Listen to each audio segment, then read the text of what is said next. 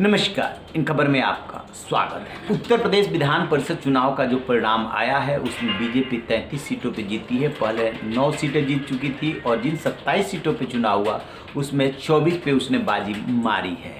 लेकिन उसके लिए एक चिंता की बात है, वो ये कि जिन 3 सीटों पे निर्दलीयों ने कब्जा किया है उसमें से वो क्षेत्र भी है जहाँ से कि प्रधानमंत्री नरेंद्र मोदी जीतते हैं, यानी कि बनारस भदोही की सीट।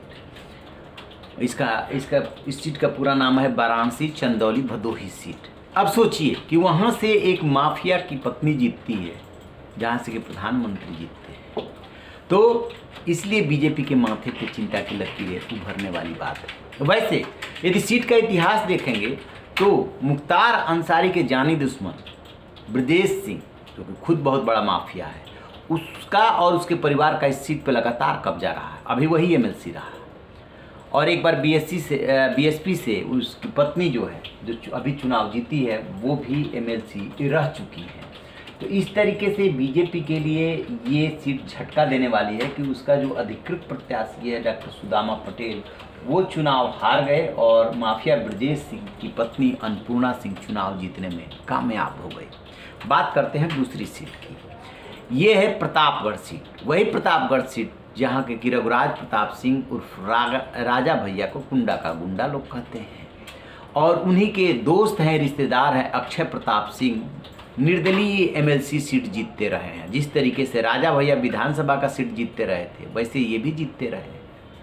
लेकिन इस सीट पे बीजेपी मात खा गई और उसके प्रत्याशी हरि प्रताप सिंह बुरी तरीके से हार गए।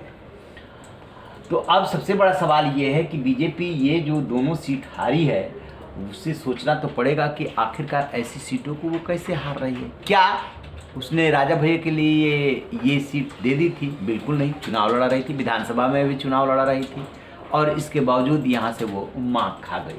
अब बात करते हैं तीसरी सीट की, यानी कि जो तीसरा निर्दलीय जीता है, ये है आजमगढ़ की सीट।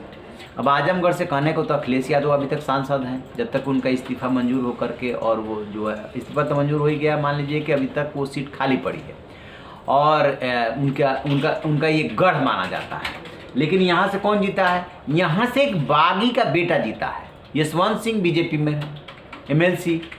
और जब वो अपने बेटे के लिए टिकट मांग रहे थे तो बीजेपी ने क्या किया कि रमाकांत यादव के बेटे अरुण कांत यादव को उतार दिया।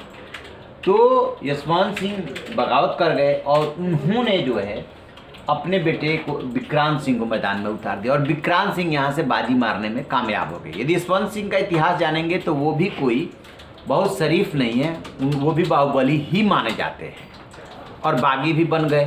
तो इस तरीके से 3 सीटें जो बीजेपी नहीं जीत पाई, निर्दलीयों ने कब्जा किया, तीनों के तीनों बाहुबली हैं। और यशवंत सिंह के संदर्भ में खास बात यह है कि उनको बागी कहिए ज़्यादा अच्छा होगा कि बीजेपी से बगावत करके गए, अपने बेटे को चुनाव लड़ा और चुनाव जीत गए। तो बीजेपी को एक झटका तो बनारस में सबसे बड़ा लगा है, दूसरा जो है उनके बागी का बेटा जीत गया है। और एक खास बात यह कि मायावती के रिजिम में जब इन्हीं 36 सीटों पे चुनाव हुआ था तब वो 34 सीटें जीतने में कामयाब रही थी और बीजेपी 33 सीटें जीतने में कामयाब रही है। यानी कि बीएसपी का जो रिकॉर्ड है वो बीजेपी नहीं तोड़ पाई है। लेकिन बीजेपी के लिए एक बात ये है कि पहले प्रचंड बहुमत से विधानसभा चुनाव जीती और अब जो है प्रचंड बहुमत से विधान परिषद में अब उसके 70 एमएलसी हो जाएंगे। बाकी मनोनयन जो होगा वो राज्यपाल को करना है, उसमें तो उसकी संख्या और ज़्यादा बढ़ ही जाएगी। तो ये है एमएलसी चुनाव में जीते तीनों निर्दलीयों का इतिहास और बीजेपी के लिए चिंता की बात। रही ना बेखबर, देखते रहिए इन खबर। Thank you.